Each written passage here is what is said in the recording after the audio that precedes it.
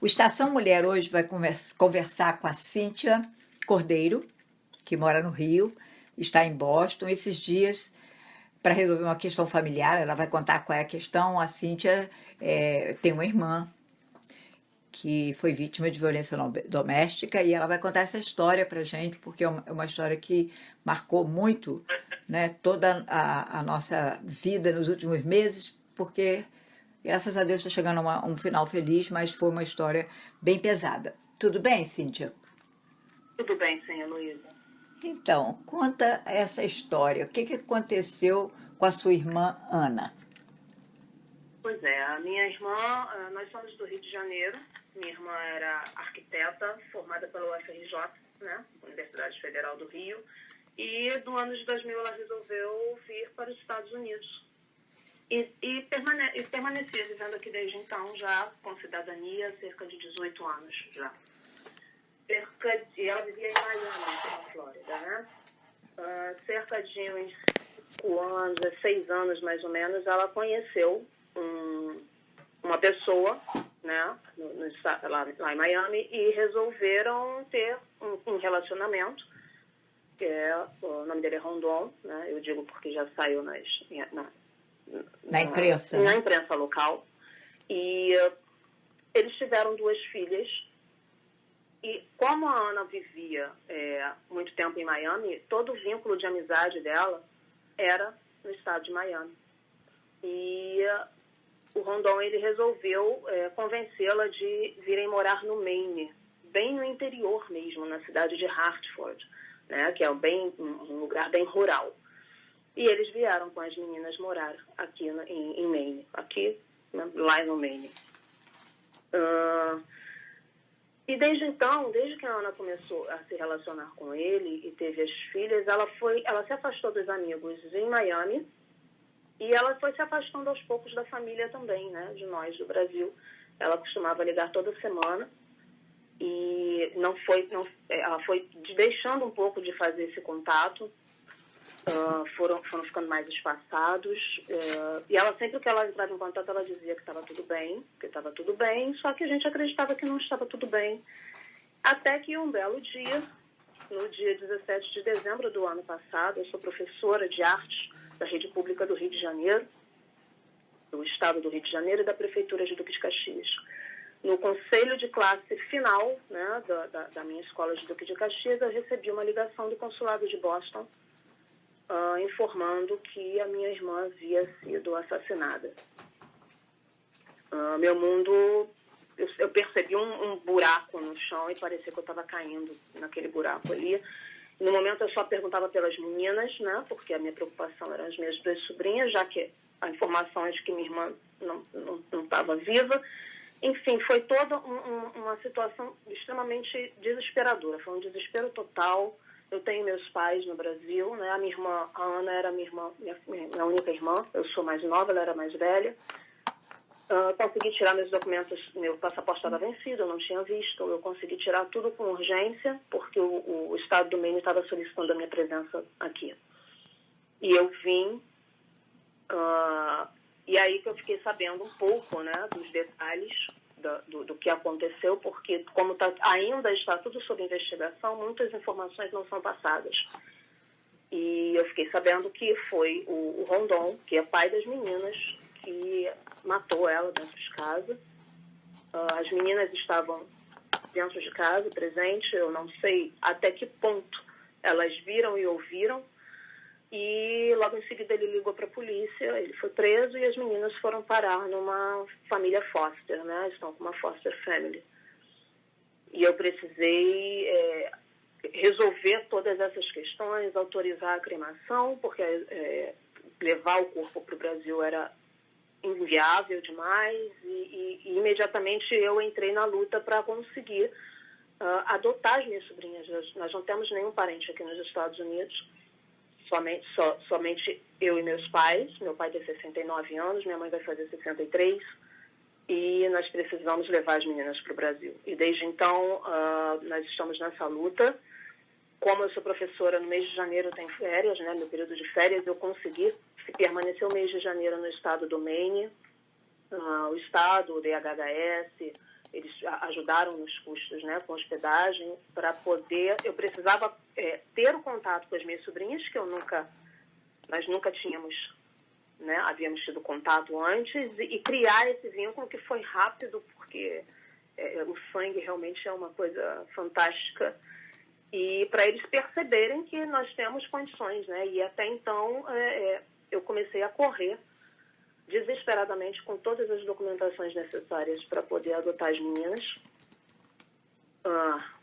Tive que retornar ao Brasil no início de fevereiro. Meu pai veio comigo em dezembro e o momento de retornar sem elas foi o mais difícil. Retornei apenas com as cinzas da minha irmã, que nós precisávamos, né, fechar o ciclo e sepultá-la no Brasil junto ao jazigo da família. E assim nós fizemos.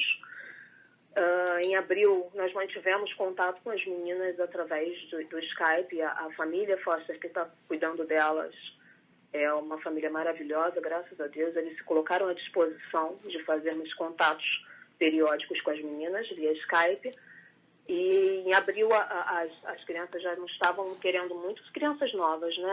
A mais nova tem 3 anos, tinha acabado de fazer 3 anos, e a mais velha acabou de fazer 5 agora. E em abril eu precisei voltar aqui, passei uma semaninha só rapidinho, mas para poder resgatar esse vínculo, porque são crianças muito pequenas, elas só falavam português dentro de casa, e de repente, do dia para a noite, elas caem numa família americana com todo mundo falando inglês e elas sem entender nada. E no momento em que eu fui prestar o depoimento junto ao detetive, eles disseram, eu fui à casa onde eles moravam, onde minha irmã morava, tentar buscar algumas coisas dela e das meninas. Estava tudo revirado pela investigação. Tinha sangue dela na parede, tinha sangue no quarto. E eu fui informada de que fui ao trabalho dela, onde ela trabalhava na Lewis, em Hartford. E eu fui lá, conheci os amigos dela de trabalho, estavam todos muito perplexos com a situação. E eu fiquei sabendo, né, porque aí é que a gente vai descobrindo as coisas, que ela geralmente, mesmo em dias de verão, no calor, ela ia trabalhar com mangas compridas e ela usava muita maquiagem. E aí o investigador disse que realmente o corpo dela apresentava muitos hematomas, que era um caso de violência doméstica mesmo. Eu consegui resgatar algumas tablets, né, das meninas com fotos mais recentes, porque até então nós não tínhamos fotos, e eu vi que a minha irmã tinha emagrecido muito, cerca de, no mínimo, uns 15 quilos. E ela já nunca foi gordinha, ela sempre foi magra, sempre foi bonita.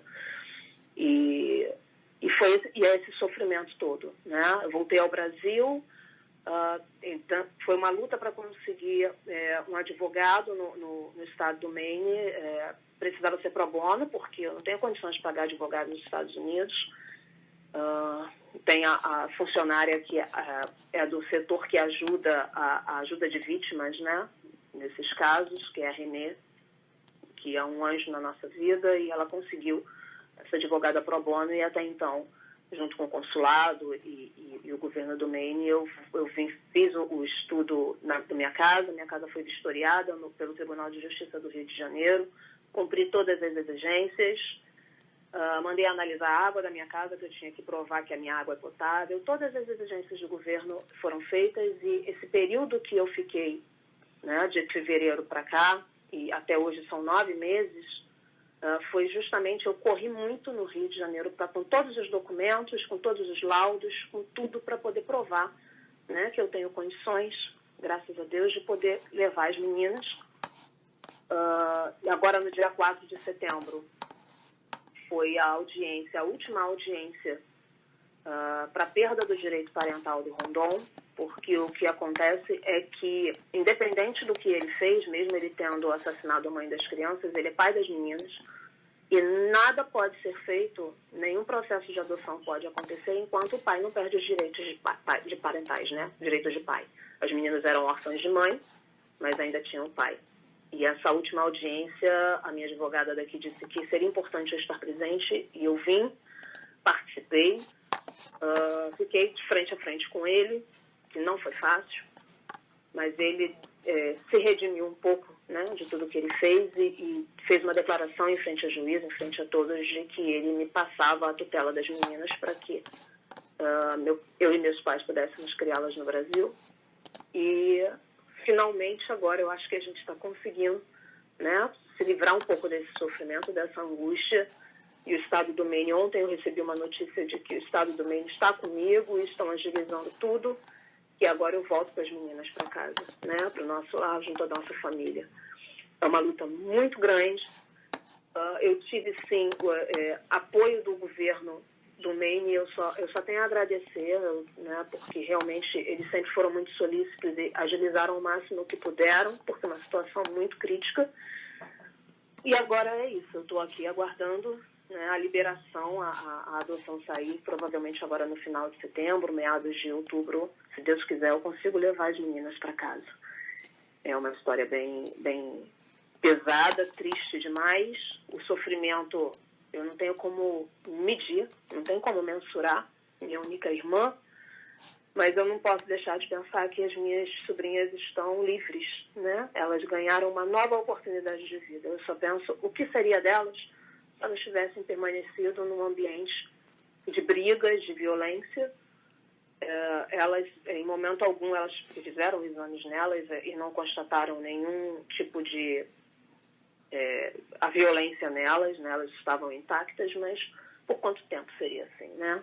Você conviver com uma pessoa violenta dentro de casa é completamente... É desumano, né? Imprevisível. Imprevisível. É. E tem a violência psicológica, né, Cíntia? Exatamente. Porque elas testemunhavam o que a mãe passava. Elas testemunhavam, eu não faço ideia do que ele dizia para elas, né, do que elas viram e o que elas ouviram. Elas nunca mencionaram, elas não têm assim, não passam nada para você sobre isso. Não, o que elas entraram em aconselhamento, né, que é a terapia. A mais velha, a mais nova, 3 aninhos ainda não precisou, mas a mais velha, que é a que mais viu as coisas, ela entrou em aconselhamento e ela começou a falar um pouquinho, só que, na verdade, eles não me passaram ainda, como eu ainda não tenho... Eu acredito que quando eu tiver a adoção delas mesmo, né, que eu for legalmente a tutora delas, eles vão me passar essas informações, né? Mas que, aos poucos, ela começou a falar um pouquinho, mas a gente vai continuar essa terapia, inclusive com a família, né, todos juntos no Brasil. Eu sou professora de artes, eu estou terminando a minha especialização em arte-terapia, então eu tenho também, né, um pouco de formação. Que bom que você está fazendo isso, né? Vai ajudar muito. Que bom que você está fazendo isso, com certeza. Vai ajudar bastante. Cíntia, durante o tempo que durou esse relacionamento, você disse que vocês achavam que não estava tudo bem, mas o que levava vocês a achar que não estava tudo bem? A falta de contato, né? A diminuição do contato com a família. Em uma vez, eles foram ao Brasil com a mais velha, só ela tinha 6 meses, a minha irmã não estava nem grávida ainda da segunda filha. E eles foram para passar 5 dias na casa dos meus pais. Ele brigou e teve um desentendimento que, na verdade, ninguém entendeu o porquê. E eles passaram apenas 2 dias na casa dos meus pais e foram embora, e vieram embora. E ali eu percebi que tinha algo de muito errado. Cheguei, inclusive, a procurar a polícia no Brasil para mencionar, porque eu achava que tinha algo errado, o que eu poderia fazer. E o delegado que me atendeu, ele só me fez uma pergunta: qual é a posição da sua irmã? O que ela quer? E eu disse para ele: olha, ela disse que ela quer voltar com ele. E ele falou: olha, se ela quer voltar, nós nada podemos fazer. E aí é uma questão, Luísa, que eu vejo pelos casos, principalmente pelos casos de feminicídio que nós estamos vendo nos últimos tempos, as pessoas que convivem, não há sombra de dúvidas de que o Rondon tem uma mente doentia, né, por tudo que ele fez, isso é incontestável. Eu não faço ideia do diagnóstico, porque eu não tenho formação para isso, mas que não é uma mente saudável. E quando uma pessoa convive com uma mente doentia, ela acaba adoecendo também. E ela vai adoecendo sem perceber. Então, na verdade, eu acredito que a minha irmã, ela queria voltar para os Estados Unidos com ele, mas ela não tinha noção do quanto aquilo estava fazendo mal para ela e do risco que ela corria. E como ela queria voltar, eu nada pude fazer e os contatos foram diminuindo, né, ao longo do tempo, até que eu recebi essa ligação dessa tragédia. Você lembra a última vez que você falou com tua irmã? Sim, foi exatamente quando ela foi ao Brasil, né? O último abraço que eu pude dar nela. Em janeiro, fevereiro? Foi mês de maio, se eu não me engano. Agora? Não. Deste ano? A mais velha estava com 6 meses de idade. Ah, sim, então... Agora tem cerca de uns 4 anos. Mas você falava com ela pelo telefone? Desde que eles voltaram, que foram do Brasil e voltaram, comigo ele não permitia que ela falasse. Porque ele tomou raiva de mim, né? Porque eu percebi que tinha alguma coisa de errado e ele dizia que eu queria destruir a família deles. Então, quando ela entrava em contato, era somente com os meus pais e eu não pude ter contato com ela e com as sobrinhas e de forma nenhuma. Eu fui realmente abolida do convívio, do pouco, né, contato que ele permitia que ela tivesse com a família. E as crianças? Qual é a sua perspectiva para as crianças, vocês voltando para o Brasil? Quer dizer, elas... nenhuma das duas, vamos dizer, conhece o Brasil, porque a pequenininha com 6 meses não vai ter muita lembrança, né? Quase nenhuma. Qual é a sua perspectiva delas no Brasil? Irem para a escola? Como é? Olha, a perspectiva, exatamente. Eu já vi, inclusive, nesse tempo que eu passei no Brasil, eu estava agilizando tudo, preparei a casa toda para elas, com todas questões de segurança, né, e tudo que foi necessário. O quarto delas já está pronto. Inclusive, eu já fui à escola para poder, já conversei, já escolhi uma escolinha pequena de início, né, para elas começarem a ter um convívio com as crianças na escola. A mais velha já está estudando aqui no Maine, então ela já sabe o que é uma escola, o convívio de escola. Eu acredito que já vai ser um pouco mais fácil. E a escolinha pequena, que as duas vão estar juntas em salas separadas, que são séries separadas, mas uma de frente para a outra, juntas no horário do recreio. E o principal, né, que é o apoio de família. Elas voltarem a ter família como precisa ser, para elas se sentirem amadas, para elas se sentirem seguras, para elas serem educadas, né, e terem o que foi tirado delas, né, pelo menos um pouco, porque a maternidade, a minha irmã não vai voltar para elas.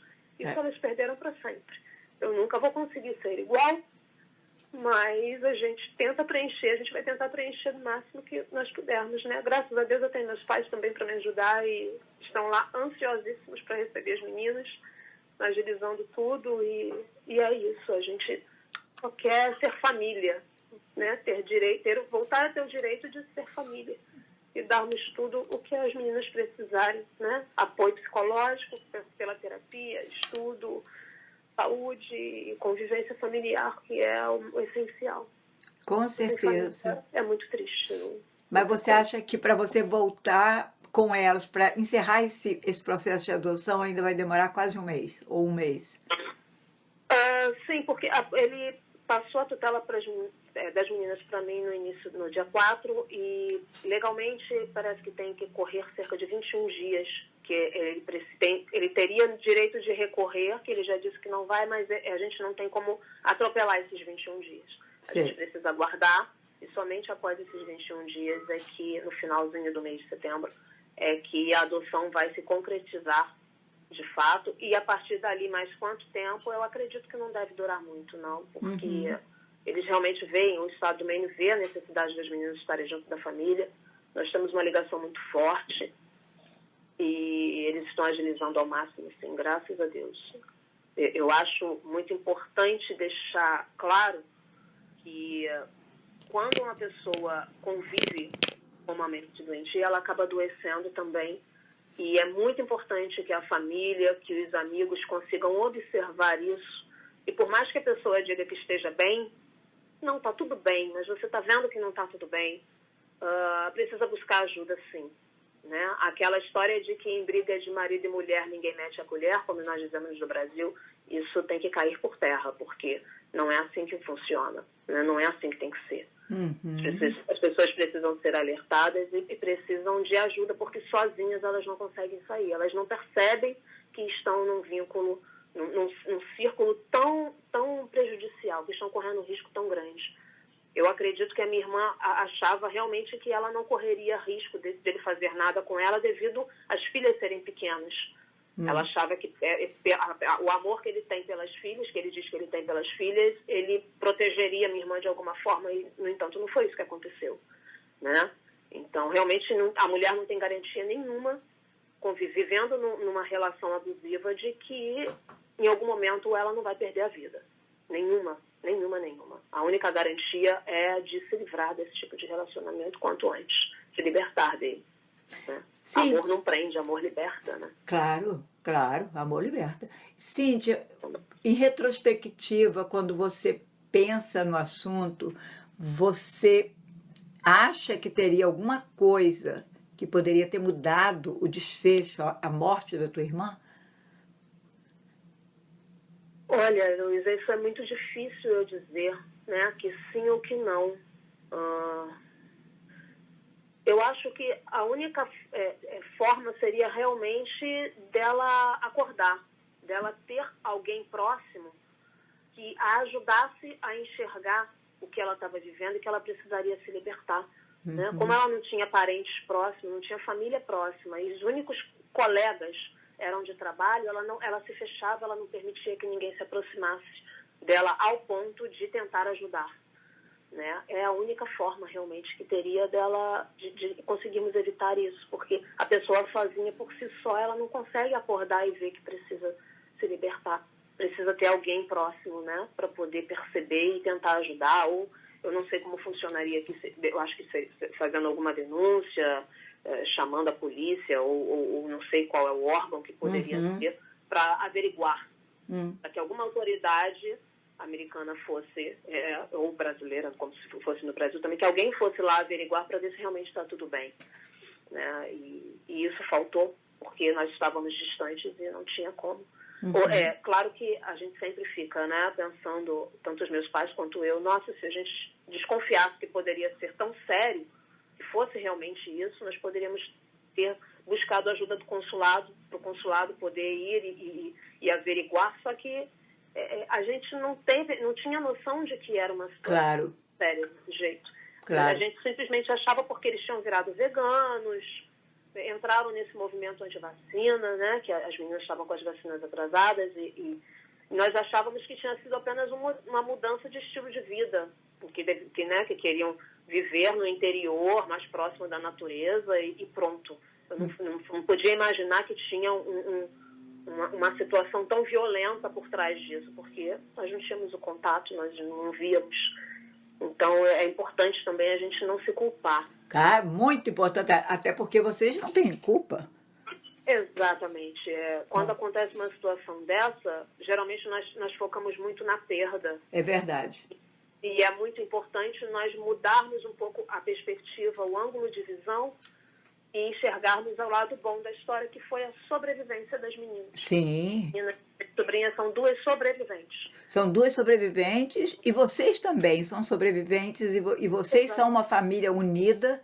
Elas vão voltar a ter uma família, vão ter uma família, como você falou. Imagina se elas tivessem... a oportunidade de ter uma vida normal com família. Como todo ser humano tem o direito de ter. Claro. E elas vão ter sim. Se Deus quiser, está tudo caminhando para isso. E a gente foca só nesse momento de felicidade. E eu penso também que aonde a minha irmã estiver, ela vai estar muito feliz também pelas filhas, pela família, por todos nós. Com certeza, ela está vendo tudo que você está fazendo e ela está tranquila onde ela está, com certeza.